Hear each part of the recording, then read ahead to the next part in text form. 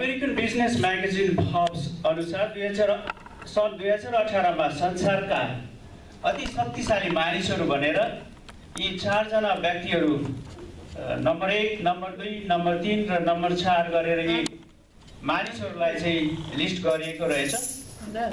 सबैले चिन्नुहुन्छ, ऊ चाहिँ हाम्रै छिमेकी राष्ट्र चीनको राष्ट्रपति सी जिनपिङ, अनि त्यसपछि रसियाको प्रेसिडेन्ट भ्लादिमिर पुतिन, अनि उहाँलाई नचिन्ने त सायद कोही पनि छैन, संयुक्त राज्य अमेरिकाको प्रेसिडेन्ट डोनाल्ड जे ट्रम्प त्यतिखेर तत्कालीन, र उहाँ हुनुहुन्छ Angela Merkel, the chancellor of Germany, the first female chancellor of Germany.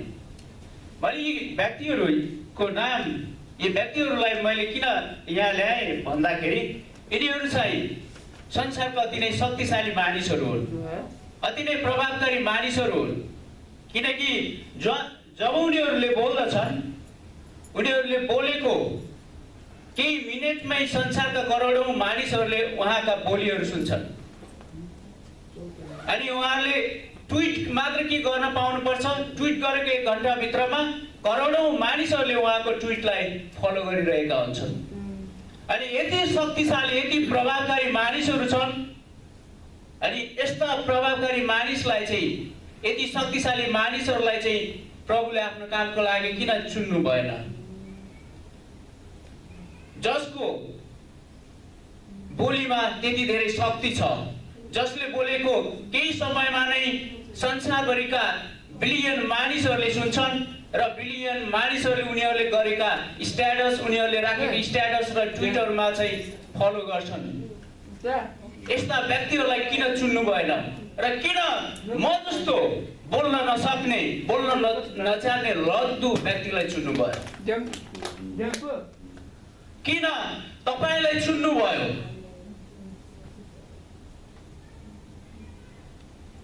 त्यसैले आजको वचनको शीर्षक छ, परमेश्वरले तपाईलाई नै किन चुन्नु भयो? परमेश्वरले तपाईलाई नै किन चुन्नु भयो? परमेश्वरले किन मलाई नै चुन्नु भयो? जसको लागि मैले लुका 5 अध्यायको 1 देखि 11 सम्मको लिएको छु। यो खण्डमा प्रवेश गर्नुभन्दा अगाडि म हजुरहरूलाई यसको पृष्ठभूमि बताउन चाहन्छु।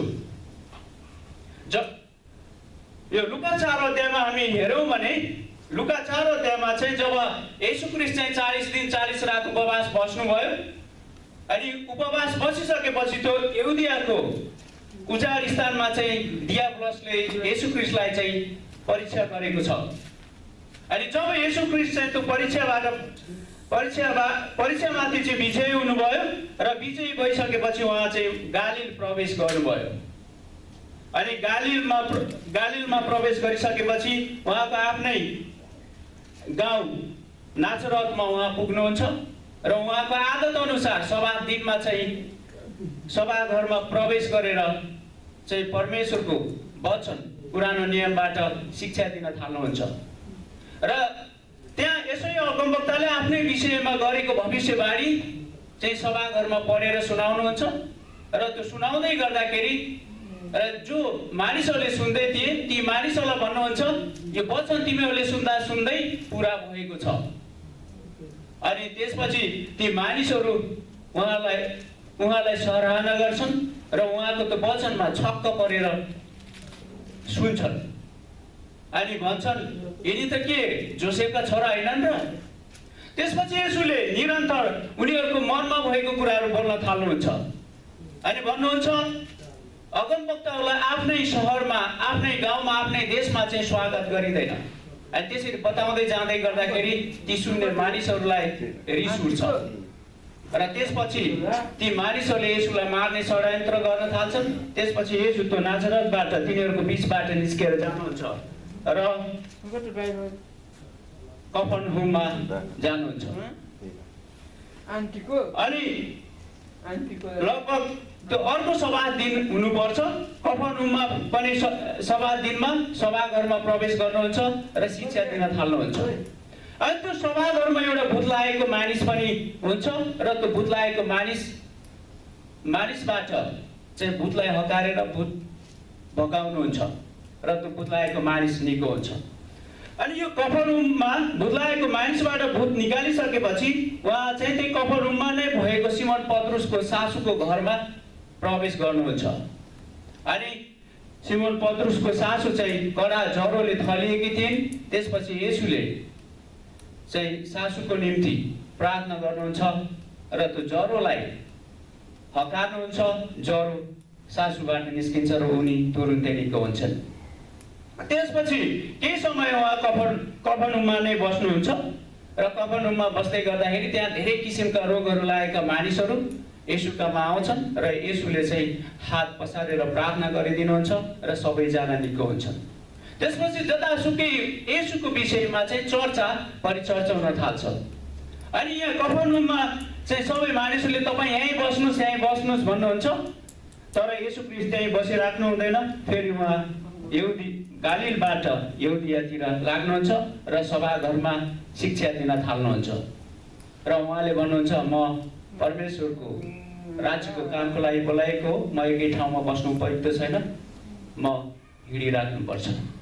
त्यसपछि उहाँ यहुदिया जानुहुन्छ र त्यसपछि जब लुका 5 अध्यायमा आइपुग्नुहुन्छ फेरि त्यो अवस्थामा चाहिँ उहाँ फेरि गालीलमै फर्किएको अवस्था छ र गालीलको यो गालीलको सी अफ ग्यालिली भने पनि यो चाहिँ गालीलको ताल हो र यो गालीलको तालको यो गनेसरेत भन्ने सहरको छेउमा भएकोलाई चाहिँ गनेसरेत झिल भनेर त्यहाँ चाहिँ लेखिएको छ।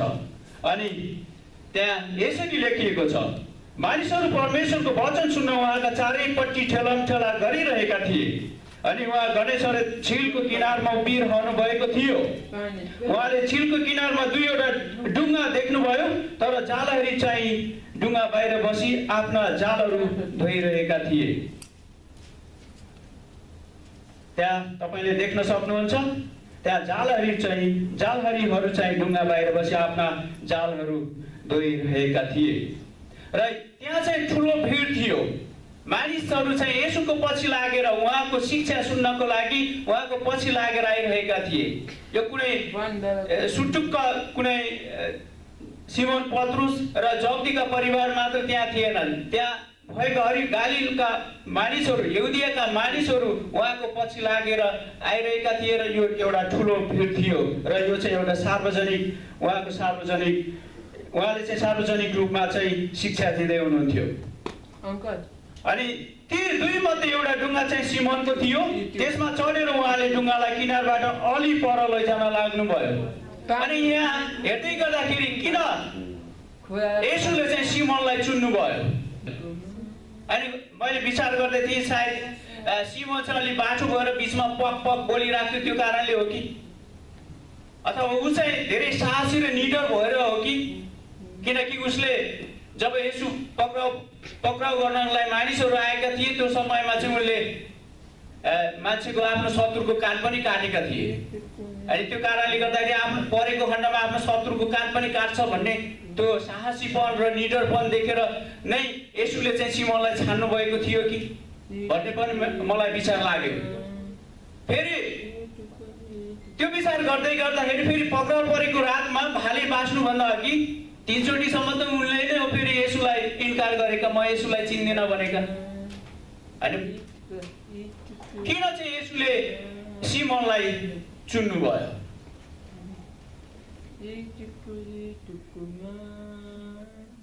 अनि मैले सोचेँ त्यो ढुङ्गाको लागि, किनकि अहिले जस्तो फेसबुक, ट्विटर, इन्स्टाग्राम, युट्युब केही पनि थिएन। परमेश्वरको वचन त बोल्नै पर्थ्यो। अनि परमेश्वरको वचन बोल्नको लागि अरू कुनै ठाउँ भएन। ढुङ्गामाथि बसेर बोल्दाखेरि चाहिँ सबैले सुन्छन्, अलिक प्रभावकारी हुन्छ कि भनेर त्यो सिमोनको ढुङ्गा देखेर चाहिँ येशूले सिमोनलाई चुन्नु भएको हो कि भन्ने मैले ठानेँ। फेरि सिमोनकै ढुङ्गा नै किन? त्यहाँ त अरू ढुङ्गाहरू पनि थिए। त्यहाँ स्पष्टसँग लेखिएको छ, 2वटा ढुङ्गा देख्नुभयो। ती 2 मध्ये एउटा ढुङ्गा चाहिँ सिमोनको थियो। त्यसमा चढेर उहाँले ढुङ्गालाई किनारबाट अलि पर लैजान लाउनुभयो। अनि किन सिमोनको ढुङ्गा नै रोज्नुभयो? अनि सिमोनको ढुङ्गाले रोज्नुभयो? उहाँ त परमेश्वर हुनुहुन्छ। उहाँ त 100% मानिस र 100% परमेश्वर हुनुहुन्छ। उहाँले जतिखेर जे चाहे त्यो गर्न सक्नुहुन्थ्यो। अनि मैले सोच्दै थिएँ उहाँ त मत्ती 14 को 25 पद अनुसार त उहाँ त पानीमाथि पनि हिँड्न सक्नुहुन्थ्यो। अनि सिधै पानीमाथि उभिएर चाहिँ उहाँले शिक्षा दिनुभएको भए झन् त्यो भिड त धेरै आकर्षित भएर उहाँको वचन सुन्थ्यो, झन् बढी प्रभावकारी हुन्थ्यो होला। किन त्यसो गर्नु भएन? अनि यो यूहन्ना 1 पद मैले हेर्दै थिएँ। आदिमा वचन हुनुहुन्थ्यो, वचन परमेश्वरसँग हुनुहुन्थ्यो, अनि वचन परमेश्वर हुनुहुन्थ्यो। अनि यहाँ जुन यो वचन भनेर लेखिएको छ, यो वचनको लागि चाहिँ ग्रीकमा लोगस भन्ने शब्द प्रयोग गरिएको छ। अनि यो लोगस को जब ग्रामेटिकल स्ट्रक्चर हेर्नुहुन्छ, त्यो ग्रामेटिकल स्ट्रक्चरमा चाहिँ nominative case, masculine gender, singular number चाहिँ राखिएको छ। अनि यो केस, यो ग्रीक ग्रामरमा यो केस भन्ने चलाइन्छ र यो नोमिनेटिभ केसले चाहिँ यो चाहिँ सब्जेक्टको रूपमा यहाँ प्रयोग भएको छ भन्ने जनाउँछ। र मस्कुलिन जेन्डर हामीलाई थाहा छ, जेन्डर 2 हुन्छ, 2 किसिमको हुन्छ। तर ग्रीकमा चाहिँ 3वटा किसिमको छ, मस्कुलिन, फेमिनिन र न्युटर भन्ने। तर अङ्ग्रेजीमा मेल र फिमेल, नेपालीमा पुरुष र स्त्री। अनि यहाँ सिंगुलर एक वचन प्रयोग गरिएको छ। अनि यसले चाहिँ स्पष्ट रूपमा यो जुन मस्कुलिन अनि सिंगुलर नम्बरले चाहिँ स्पष्टसँग चाहिँ येशू ख्रीष्टलाई चाहिँ प्रतिनिधित्व गर्दछ। अनि आदिमा भन्नुको मतलब अनन्तमा, जुन समयमा space time and matter, space time र म्याटर पनि सुरु भएको थिएन, सबैभन्दा अगाडि, सबै थोकहरूभन्दा अगाडि चाहिँ अनन्तमा चाहिँ येशू ख्रीष्ट हुनुहुन्थ्यो। येशू ख्रीष्ट परमेश्वरसँग हुनुहुन्थ्यो अनि येशू ख्रीष्ट परमेश्वर हुनुहुन्थ्यो। अनि यसबाट स्पष्ट हुन्छ कि येशू ख्रीष्ट 100% परमेश्वर हुनुहुन्थ्यो। अनि जब यूहन्ना 1 को 14 पदलाई हेर्नुहुन्छ, र वचन देहधारी हुनुभयो, मानिसको रूपमा, परमेश्वर नै मानिसको रूपमा संसारमा आउनुभयो, अनुग्रह र सत्यताले परिपूर्ण भएर तपाईँ र हाम्रो बीचमा वास गर्नुभयो। र येशू ख्रीष्ट चाहिँ मानिसको शरीरमा आउनुभयो र उहाँ चाहिँ 100% मानिस पनि हुनुहुन्थ्यो। अनि जतिखेर उहाँलाई चाहिन्थ्यो त्यतिखेर आफूमा भएको त्यो परमेश्वरीय स्वभावलाई एक्टिभेट गरेर ढुङ्गा होइजा भनेर ढुङ्गा बनाएर, ढुङ्गाको सृष्टि गरेर त्यो ढुङ्गामाथि चढेर पनि शिक्षा दिन सक्नुहुन्थ्यो। किन सिमोनको ढुङ्गा नै छुट्नु भयो? किनकि सिमोनको त्यो निराशालाई उहाँले थाहा गर्नुभएको थियो। सिमोनको त्यो रित्तोपनलाई उहाँले थाहा गर्नुभएको थियो। उनले रातभरि कोसिस गरेर पनि, मेहनत गरेर पनि केही फेला नपारेको कुरा हामी यहाँ पाउँछौँ। 5 पदमा, तर सिमोनले भने, गुरुज्यू, हामीले रातभरि मेहनत गरेर पनि केही फेला पारेनौँ। अनि त्यो सिमोनको फ्रस्ट्रेसन येशू ख्रीष्टले थाहा गर्नुभयो। रातभरि मेहनत गरेर पनि केही नपाएको, रित्तो भएको कुरा उहाँले थाहा पाउनुभयो। उहाँलाई थाहा थियो। त्यो कारणले गर्दाखेरि येशू ख्रीष्टले सिमोनलाई नै चुन्नुभयो। र येशू ख्रीष्टले किन तपाईँलाई चुन्नुभयो? किनकि तपाईँको रित्तोपन उहाँलाई थाहा छ। तपाईँको रित्तोपनमा आशिषले भर्न चाहनुहुन्छ, तपाईँको निराशामा आशा दिन चाहनुहुन्छ, तपाईँको तितोपनाबाट तपाईँलाई छुटकारा दिन चाहनुहुन्छ, तपाईँको दुःख कष्टमा सान्त्वना दिन चाहनुहुन्छ, ढाडस दिन चाहनुहुन्छ। त्यही कारणले येशू ख्रीष्टले तपाईँलाई चुन्नु भएको हो। अनि जब तपाईँ र म निराशामा हुन्छौँ नि, तपाईँ र मेरो निराशाबाट उहाँले आशा दिन चाहनुहुन्छ। त्यही कारणले गर्दाखेरि येशू ख्रीष्टले तपाईँ र मलाई चुन्नुभयो। अनि येशू ख्रीष्ट चाहिँ अदृश्य परमेश्वरको प्रतिरूप सारा सृष्टिको ज्येष्ठ हुनुहुन्छ, किनकि उहाँमा नै सबै थोक सृष्टि भएका थिए। स्वर्गमा र पृथ्वीमाथि भएका दृश्य र अदृश्य थोकहरू, चाहे सिंहासनहरू, चाहे प्रभुत्वहरू, चाहे प्रधानताहरू, चाहे अधिकारहरू, सबै थोक उहाँद्वारै र उहाँकै निम्ति सृजिएका हुन्। कलसी 1:15 र 16। र उहाँ चाहिँ सृष्टिका सबै थोकहरूभन्दा अघिदेखि नै हुनुहुन्थ्यो र सृष्टिमा भएका सबै थोकहरू उहाँमा बाँधिएर रहेका छन्। 17 पद। सिमोनको डुङ्गा चुन्नुभयो। उहाँले आफ्नो वचन, परमेश्वरको वचनबाट सिकाउनलाई सिमोनको डुङ्गा चुन्नुभयो। आज तपाईँ र मेरो जीवनको डुङ्गामा उहाँ बस्न चाहनुहुन्छ। आज तपाईँ र मेरो जीवनको डुङ्गामा बसेर उहाँको वचनबाट तपाईँ र मलाई सिकाउन चाहनुहुन्छ। र तपाईँ र मेरो अवस्था उहाँलाई राम्रोसँग थाहा छ। हामी कुन अवस्थाबाट गइरहेका छौँ। तपाईँ र मेरो सम्बन्धहरू बिग्रेका होलान्। त्यो बिग्रेका सम्बन्धहरूलाई उहाँले मर्मत गर्न चाहनुहुन्छ, नयाँ बनाउन चाहनुहुन्छ। तपाईँ र मेरो जीवनमा विभिन्न निराशाहरू, दुःख कष्टहरू, पीड चिन्ता फिक्रीहरू छन् भने ती दुःख कष्टको समयमा आनन्द दिन चाहनुहुन्छ अनि ढाडस र सान्त्वना दिन चाहनुहुन्छ। अनि तपाईँ र मेरो जीवनमा तितोपनाहरू छन् भने त्यो तितोपनाहरूबाट उद्धार दिन चाहनुहुन्छ, छुटकारा दिन चाहनुहुन्छ। यदि तपाईँ र ममा रित्तोपन छ भने त्यो रित्तोपनालाई आशिषले गर्न चाहनुहुन्छ। र तपाईँ र म सँगसँगै हाम्रो जीवनको डुङ्गामा बसेर यात्रा गर्न चाहनुहुन्छ। उहाँले डुङ्गामा बसेर वीरलाई शिक्षा दिन लाग्नुभयो। बोलिसक्नु भएपछि उहाँले सिमोनलाई भन्नुभयो, गहिरोतिर लगेर माछा पक्रनलाई आफ्नो जाल हान।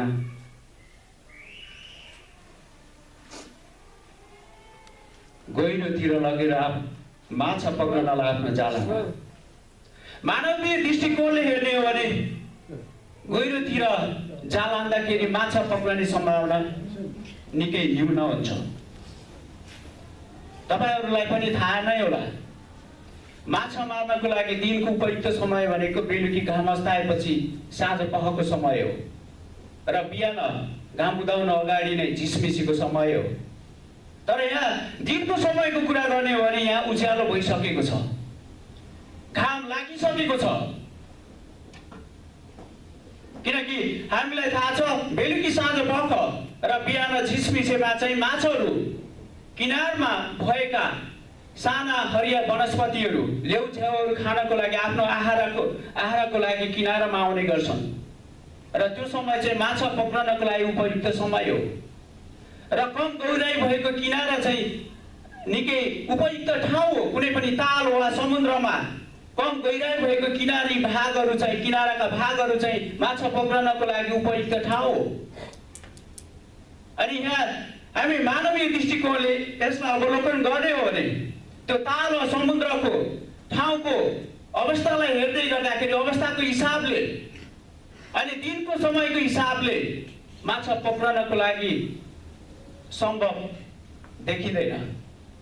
तर येशूले भन्नुहुन्छ, गहिरोतिर लगेर माछा पक्रनलाई आफ्नो जाल हान। किनकि उहाँ 100% परमेश्वर र 100% मानिस हुनुहुन्थ्यो। र उहाँले त्यो समुद्रमा भएको सबै केमिकल ब्यालेन्स गर्न सक्ने शक्ति र अधिकार उहाँमा थियो।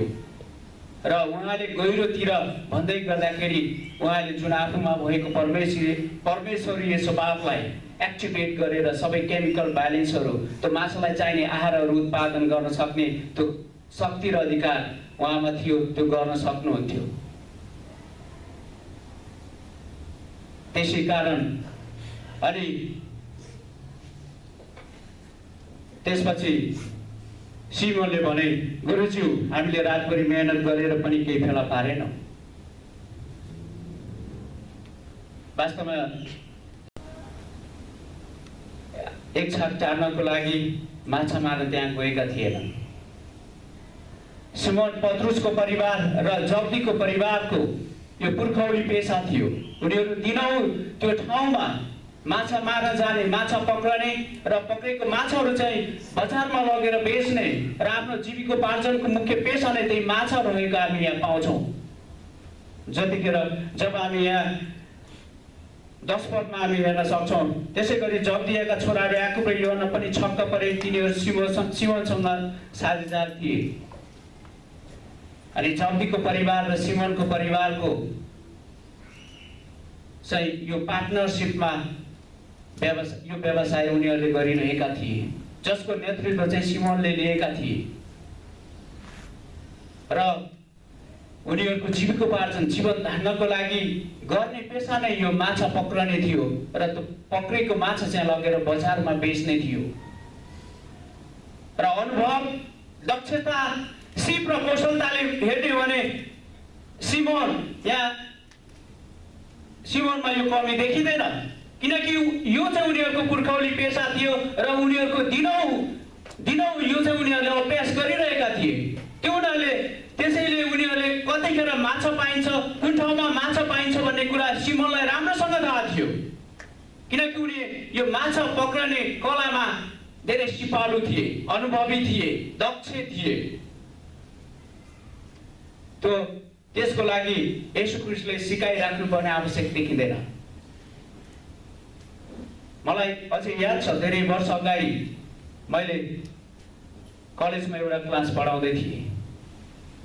अनि त्यो क्लासको बिचमा त्यो कलेजको फाउन्डिङ प्रिन्सिपल प्रवेश गर्नुभयो र पछाडि बसेर लगभग करिब 50 मिनट जति मैले अध्यापन गरिरहेको अवलोकन गर्नुभयो। अनि अवलोकन पश्चात उहाँले मलाई केही सुझाव दिन लाग्नुभयो, तर मलाई उहाँको सुझाव ग्रहण गर्न त्यति सजिलो भएन, किनकि मलाई थाहा थियो कुनै पनि कक्षा कोठामा प्रवेश गर्नुभन्दा अगाडि आज मैले के पढाउँदैछु त्यसको म राम्रोसँग पूर्व तयारी भएर जान्थेँ। कुनै पनि विषय वस्तुलाई पढाउनुभन्दा अगाडि कमसेकम 3-4 वटा फरक लेखकहरूले लेख्नुभएको पुस्तकहरू म हेरेर अध्ययन गरेर पूर्ण तयारीका साथ कक्षा कोठामा जानुभन्दा अगाडि पूर्व तयारी भएर म जान्थेँ र त्यो विषय वस्तुलाई कसरी चाहिँ मैले पढाउनुपर्छ, अध्यापन गर्नुपर्छ भन्ने कुरा र त्यसको लागि कुन टिचिङ मेथड अपनाउनु पर्छ भन्ने कुरा म पहिलेदेखि नै तयार भएर म कक्षा कोठामा गएको हुन्थेँ। र यदि मलाई कसैले मेरो त्यो पढाउने, अध्यापन गर्ने सिप र कौशलतामा कसैले सिकायो भने मलाई त्यति सहज हुँदैन थियो, म त्यति सहज स्वीकार गर्न सक्दैन थिएँ। अनि मैले भने उहाँ चाहिँ अङ्ग्रेजी विषयको प्राध्यापक हुनुहुन्थ्यो, अनि मैले तुरुन्तै जवाब दिएँ र विज्ञान विषय र अङ्ग्रेजी विषयलाई एउटै शैलीले पढाउन मिल्दैन। म आज जस्तो ट्रान्सफर्मेसन भएको मानिस त्यतिखेर थिएन, म हट्टी र घमण्डी थिएँ। तर यहाँ सिमोनलाई हेर्ने हो भने सिमोनले भन्छन्, गुरुज्यू हामीले रातभरि मेहनत गरेर पनि केही फेला पारेनौँ, तापनि तपाईँको वचन अनुसार म जाल हान्नेछु। सिमोनले उनको आफ्नो अनुभव, दक्षता, सिप र कौशलताको घमण्ड गर्दैनन् र येशूको वचनलाई पालन गरेर येशूको वचन अनुसार जाल हान्छन्। अनि जब त्यसो गरे तब तिनीहरूले एक थुप्रो माछा पक्रे र तिनीहरूका जाल फाट्न लागे। तिनीहरूले अर्को ढुङ्गामा भएका साझेदारहरूलाई आएर गुहार गर्ने इसारा गरे र आएर तिनीहरूले दुवै ढुङ्गा माछाले भरे, यहाँसम्म कि ढुङ्गाहरू डुब्न लागे। अनि आज साँच्चै नै तपाईँ र म येशूको वचन अनुसार उहाँको आज्ञालाई हामीले पालन गरेर हिँड्छौँ भने तपाईँ र मेरो रित्तोपनलाई उहाँको आशिषले भर्न चाहनुहुन्छ। तपाईँ र मेरो निराशालाई उहाँले आशा दिनुभएको छ, त्यो आशाले भर्न चाहनुहुन्छ। तपाईँ र मेरो दुःख कष्टलाई उहाँले आनन्दमा परिणत गर्न चाहनुहुन्छ। तपाईँ र मलाई अरू मानिसहरूले खेद गरे तापनि, हाम्रा शत्रुहरूले हाम्रो विरुद्धमा कुरा काटे तापनि त्यो खेदो र सतावटबाट हामीलाई उहाँले छुटकारा दिन चाहनुहुन्छ र तपाईँ र मलाई ढाडस र सान्त्वना दिन चाहनुहुन्छ। तर तपाईँ र मैले येशूको वचनलाई कसरी पालन गरिरहेका छौँ, त्यसले चाहिँ महत्त्व राख्छ। तब यो देखेर येशूको पाउमा घोप्टो परी सिमोन पत्रुसले भने, हे प्रभु, मबाट जानुहोस्, किनभने म पापी मानिस हुँ। जब यो धेरै माछाहरू पक्रेको देख्छन्, रातभरि उनीहरूले मेहनत गरेका थिए, परिश्रम गरेका थिए, केही पनि फेला परेको थिएन। जब येशूको वचन अनुसार गहिरोतिर लगेर उनीहरूले जाल हाने, अनि त्यहाँ थुप्रो माछा पक्रेको कुरा हामी देख्छौँ। जुन कुरा चाहिँ मानवीय दृष्टिकोणबाट हेर्दाखेरि दिनको समयको हिसाबले अनि त्यो ताल वा समुद्रको ठाउँको हिसाबले असम्भव थियो, तर येशू ख्रीष्टले सम्भव बनाइदिनु भयो। येशू ख्रीष्टले सम्भव बनाइदिनु भयो। जब हामी तपाईँ र म जब येशू ख्रीष्टमा कनेक्सन हुन्छौँ नि, तब तपाईँ र मेरो जीवनमा आशिष आउँछ। तपाईँ र मेरो जीवनमा भएको रिक्तपनमा येशूले आशिषले भर्नुहुन्छ, अनि तपाईँ र मेरो जीवनमा भएको निराशामा उहाँले आशाले भर्नुहुन्छ, अनि तपाईँ र मेरो जीवनमा भएको दुःख कष्टमाथि उहाँले सान्त्वना र ढाडसले भर्नुहुन्छ र हाम्रो जीवनमा उहाँको आनन्द राखिदिनुहुन्छ। अनि तपाईँ र मेरो जीवनमा भएको तितोपनाबाट उहाँले छुटकारा दिनुहुन्छ, उद्धार गर्नुहुन्छ। र तपाईँ र म चाहिँ येशूमा कुन किसिमले कनेक्सन भएका छौँ। तब यो देखेर येशूको पाउमा घुप्टो परी सिमोन पत्रुसले भने, किनकि जुन कुरा असम्भव थियो उनको दृष्टिमा, गहिरो ठाउँमा जाल हानेर त्यति धेरै माछा पक्रने, त्यो पनि घाम लागिसकेको दिनको समयमा त्यति धेरै माछा पक्रने, त्यो मानवीय दृष्टिकोणबाट असम्भव थियो। तर येशूको वचनलाई पालन गरेर जब उनले जाल हाने, तब उनीहरूले सम्हाल्नै नसक्ने गरी त्यो माछाहरू उनीहरूको जालमा आयो।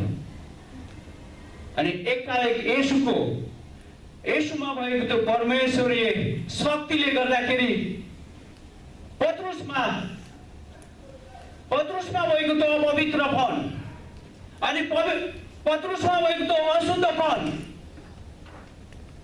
चाहिँ येशू ख्रीष्टमा भएको त्यो विशुद्धपन र पवित्रताको अगाडि आफूलाई अपवित्र र पापी भएको कुरा उनले थाहा गर्छन् र भन्छन्, हे प्रभु, मबाट जानुहोस्, किनकि म पापी मानिस हुँ। अनि यो भन्दै गर्दाखेरि पत्रुस चाहिँ त्यही ढुङ्गाको माछामाथि नै येशू ख्रीष्टको उपस्थितिमा घोप्टो परेर उनको पाउ परेर भन्छन्, प्रभु, तपाईँ मबाट जानुहोस्। केही समय अगाडि उनले भन्दै थिए, गुरुज्यू, तर यतिखेर आएर भन्दैछन् प्रभु। अनि साँच्चै नै र त्यतिखेर उनले चाहिँ के कुरा अनुभव गर्यो भने, यदि मानिस मात्र होइनन्, यदि चाहिँ परमेश्वरको पुत्र येशू ख्रीष्ट र परमेश्वर नै हुनुहुन्छ भनेर उनले परमेश्वरको शक्तिले त्यो कुरा पत्रुसको हृदयमा प्रकट गरेको कुरा हामी यहाँ पाउँछौँ। अनि यसरी येशूको पाउमा घोप्टो परी सिमोन पत्रुसले यी कुराहरू भन्दै गर्दाखेरि उनको पूर्ण येशूप्रतिको उनको पूर्ण समर्पणतालाई बुझाउँदछ। हे प्रभु, मबाट जानुहोस्, किनकि येशू ख्रीष्टको त्यो पवित्रतामा उनले आफ्नो अपवित्रपन पापीपनलाई उनले देख्दछन्। सायद तपाईहरूले पनि आफ्नो जीवनमा कतिपटक यसुको उपस्थितिमा जाँदाखेरि पवित्र आत्माको छुवाट हुँदाखेरि त्यो कुरा अनुभव गर्नुभएको होला। म आफै पनि कतिपटक जब म यसुको उपस्थितिमा जान्छु, पवित्र आत्माले मलाई जब छुनुहुन्छ अनि म कति पापी रहेछु, म कति अपवित्र रहेछु अनि म कति अशुद्ध मानिस रहेछु भन्ने कुरा म अनुभव गर्छु। अनि त्यही कुरा यहाँ पत्रुसले पनि अनुभव गरेको कुरा हामी यहाँ देख्न सक्छौँ। र उनले भन्छन् म पापी मानिस हुँ अनि यसुको सामुन्नेमा आफूलाई नम्र तुल्याउँछन्। अनि साँच्चै नै परमेश्वरको सेवा गर्नको लागि चाहिने तीनवटा क्वालिटी, तीनवटा गुणहरू यहाँ पत्रुसको जीवनमा हामी देख्न सक्छौँ। पहिलो कुरा, यसुको इच्छा अनुसार, यसुले भनेअनुसार गर्ने जुन कुरा उनले गहिरोतिर आफ्नो जाल हानेर देखाए। र दोस्रो कुरा, आफैलाई नम्र बनाए, किनकि आफू पापी रहेको कुरा उनले थाहा गरे। र तेस्रो कुरा, पुनः समर्पणता। जब यसुको उपस्थितिमा उनी घोप्टो परेर उनको भावमा परे, त्यसले चाहिँ यसुप्रति भएको उनको पूर्ण रूपको समर्पणतालाई बुझाउँदछ। अनि यतिका माछा पक्रेको देखेर तिनी र तिनको साथमा उनीहरू सबैले साह्रै अचम्म माने। त्यसै गरी जब्दिएका छोराहरू याकुब र योहन्ना पनि छक्क परे। तिनीहरू सिमोनसँग साझेदार थिए। अनि यसुले सिमोनलाई भन्नुभयो, नडराऊ, अब उपरान्त तिमीले मानिसहरूलाई पक्रनेछौ। यसुले सिमोनलाई भन्नुभयो, नडराऊ। यसुले आफ्ना चेलाहरूलाई धेरै पटक भन्नुभएको छ, नडराऊ।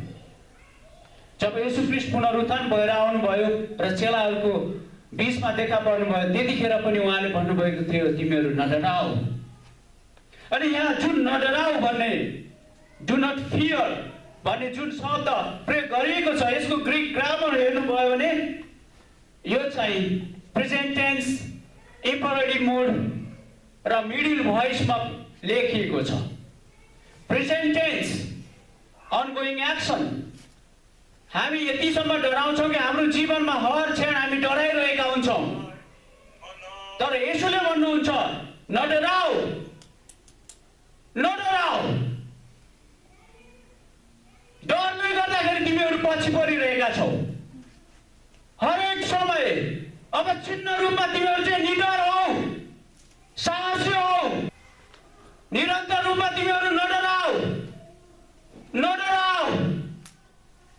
इम्परेटिभ मोड, ग्रीकमा इम्परेटिभ मोडले चाहिँ कमान्ड, आज्ञालाई बुझाउँछ,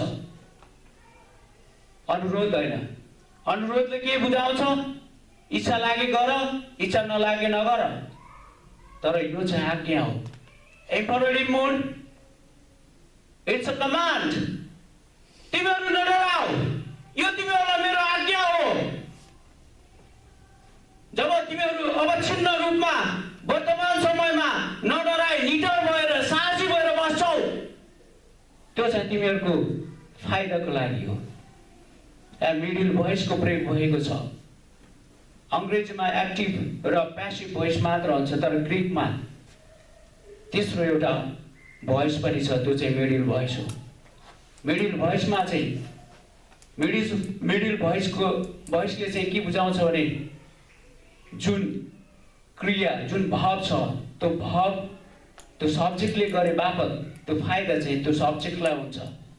नडराए बापत फाइदा चाहिँ तपाईँ र मलाई हुन्छ। नडराए बापत फाइदा चाहिँ विश्वासीहरूलाई हुन्छ। नडराए बापत फाइदा चाहिँ सिमोन पत्रुसलाई भयो, किनकि सिमोन पत्रुसले एकै दिनमा 3000 मानिसहरूलाई पिता, पुत्र र पवित्र आत्माको नाउँमा बप्तिस्मा दिएका थिए। आज त्यही किसिमको साहस, त्यही किसिमको निडरपन तपाईँ र मलाई उहाँले दिन चाहनुहुन्छ र भन्नुहुन्छ, नडराऊ, अब उपरान्त तिमीहरूले मानिसहरूलाई पक्रनेछौ। अनि जब तिनीहरूले आफ्ना ढुङ्गाहरू पाखामा ल्याए, तिनीहरूले सबै थोक त्यागेर उहाँको पछि लागे। अनि तपाईहरुले सोच्दै हुनुहुन्छ त्यति धेरै ढुङ्गाभरि भएको माछाहरू के गरे होला? त्यो माछाहरू सम्हाल्नको लागि उहाँका अरू खेतालाहरू थिए। त्यो कामहरू उनका खेतालाहरूलाई जिम्मा दिएर खास सिमोन पत्रुस, अन्द्रुयास, जब्दीका दुईवटा छोरा योहन्ना र याकुबलाई चाहिँ परमेश्वरको इच्छा चाहिँ उहाँको राज्यको निम्ति काम गर्ने थियो। तर उहाँको इच्छा अनुसार चाहिँ उहाँको राज्यको निम्ति चाहिँ बोलाएको हुनाले उनीहरूले त्यही छोडेर यसको पछि लागेको कुरा हामी यहाँ पाउँछौँ। अनि साँच्चै नै आज तपाईँ र म यो जीवन धान्नको लागि जुनसुकै पेसा गरौँ त्यो पेसाले केही फरक पार्दैन। तर तपाईँ र मलाई परमेश्वरले उहाँको महिमाको निम्ति, उहाँको इच्छा अनुसार उहाँको महिमाको निम्ति केही निश्चित वरदानहरू दिनुभएको छ। त्यो वरदानहरूलाई तपाईँ र मैले कसरी प्रयोग गरिरहेका छौँ त्यो चाहिँ त्यसले चाहिँ महत्त्वपूर्ण भूमिका खेल्छ। अनि साँच्चै नै धेरै वर्ष अघि त्यो काठमाडौँको व्यस्त सडकमा अनि असन भोटाइटी जस्तो बेचिज अत्यन्त व्यस्त भिडभाडमा पनि सधैँ मैले आफूलाई एक्लो पाउँथेँ। म धेरै मेहनत गर्थेँ, धेरै कोसिस गरिरहेको हुन्थेँ, तर मेरो जीवनमा सधैँ असफलता मात्र मैले पाउँथेँ। जति कोसिस गरे पनि मैले मेरो जीवनमा कहिले सफलता पाइनँ। त्यसै बीचमा त्यही असफलताको कारणले गर्दाखेरि धेरै पटक मैले आफूलाई आत्महत्या गर्ने कोसिस गरेको थिएँ। त्यसै बीचमा मेरो जीवनको ढुङ्गामा येशू आउनुभयो। येशू आएर मेरो जीवनको ढुङ्गामा बसेर उहाँले आफ्नो वचनबाट मलाई सिकाउन थाल्नुभयो। कति पटक मैले उहाँको वचनलाई विश्वास गरिन, शङ्का गरेँ।